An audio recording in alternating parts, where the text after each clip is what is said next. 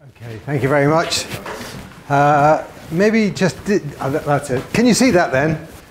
So, thank you for coming again. Oh, I need this thing. So this is something that I've been thinking about, and it's probably the most, in my university, it's the most one of the most controversial things I talk about. In fact, I talked about it once in a lecture, and then I wasn't ever allowed to say it again. The students liked it, but the staff hated it. Right. So, and they wouldn't let me give it again. So now I only give it where I get the chance. So everybody will have heard of the Global Burden of Disease project.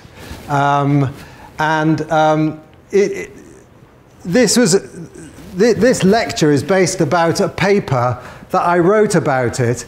And basically what I was trying to say, I tried to put it very nicely in the paper. But the main part of the argument is that it's a complete waste of time. And the world would have been better off had it never been done. That's basically the argument. But I want to go through the steps of that argument.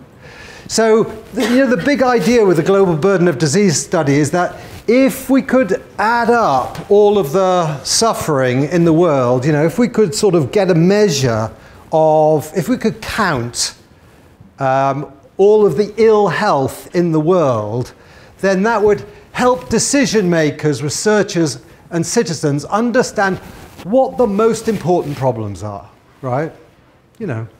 And then you could compare health across communities and over time, and you could guide assessment of where health information systems are weak by identifying data sources required for burden calculation that are missing. So basically that one is just, these are the two reasons, and that's another one, but that one's only valid if these two are worthwhile.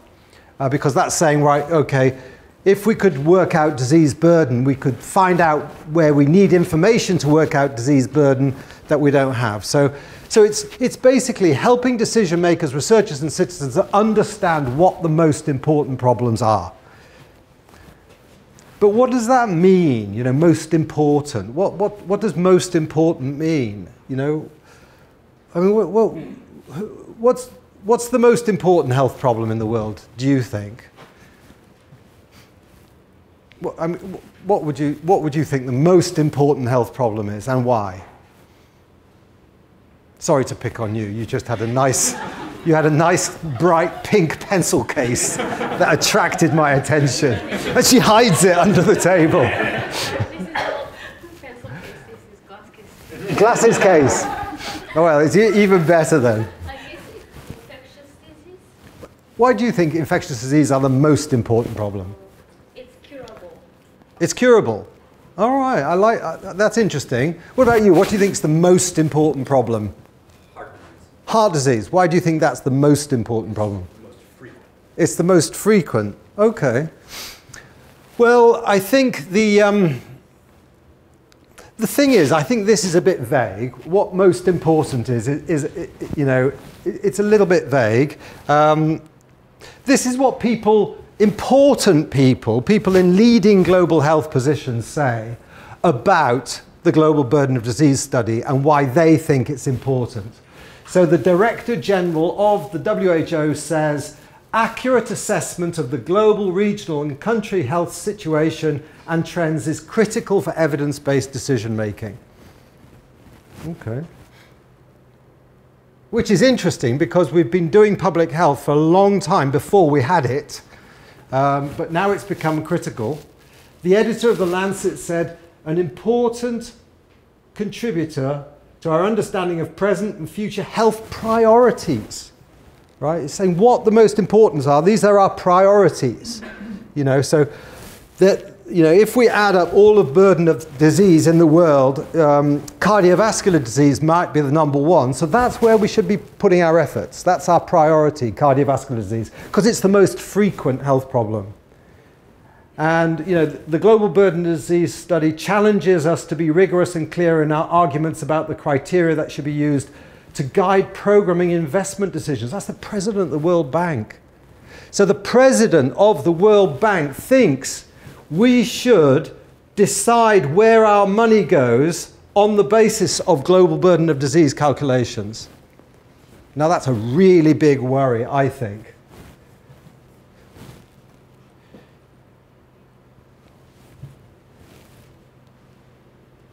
There's one person, the global burden, this is Richard Horton writing in The Lancet, the global burden of disease has recently been called by one professor of epidemiology a public health disaster. And that professor of epidemiology is me. Right? So I'm one of the few people who think that it's all a complete waste of time, right? And so and that's my job is to convince you that it's a waste of time, or to be convinced by you that it's not a waste of time. Either of those is good. So this is what you see a lot of in global burden of disease study calculations. It's like sort of, when I was a kid, my favorite television program was Top of the Pops, right? It was like a music show, and everything was coming up, and you know, this particular band was now #1, and somebody else was #3, and this is like Top of the Pops of disease, right? You know, so ischemic heart disease, you were right. Ischemic heart disease is #1, right? You know, HIV is #5, but HIV is going down. No, HIV is going up. Low back pain is going up. Malaria staying where it is. You know, different problems. I did a lot of work on injury control, and I remember saying to I remember Etienne Krug at the WHO Health Organization, and I said, you know, how's it all working out with this global burden of disease study and injury? And it says, oh, you know, it's quite good. And I said, what do you mean it's quite good? He said, injury's gone up. I thought, what? How can anybody say that? You know, it's quite good because injury's gone up. And it was good because the funding they get for their little empires is related to disease burden. People who are interested in mental health are really excited because mental health is really going to the #1, you know. By something like by 2020 or something like that, mental health will be #2 or #1. You know, depression is the most important health problem in the world, and perhaps we should spend all our money on it. So these things going up and down, I think it's all very strange, and I don't think this is a very when you have people who work in the WHO who are saying things like it's good, injury is good because we're going up, I think we've got a problem. And, you know, and it really works its way. People go, right, what's the most common problem in the world? Oh, that's the problem we should be spending more money on. So this is Richard Horton writing in The Lancet again. He's saying in 2010, the total amount of funding in the world for health was 28 billion. Given that non-communicable diseases account for 2/3 of it, how much of that money do you think is dedicated to these diseases? Only 5%. All right. So, you know, if he's thinking cardiovascular disease and chronic disease, 2/3 of the burden, they should get 2/3 of the money. And if it's not, there's something wrong. And you get after the global burden of disease study, you get lots of different papers calling, it's like sort of burden envy. It's like the mental health people said, oh, there's no health without mental health. Our problem is the biggest problem in the world. And then, you know, the maternal and child undernutrition people said, no, this is the biggest problem in the world. And then the chronic disease people say, we've got the biggest problem in the world. And that's what universities and schools of public health are like. You've got these little you've got, it's like these little kingdoms built around diseases, right? And everybody's fighting to have the biggest disease burden, you know, and it's very strange.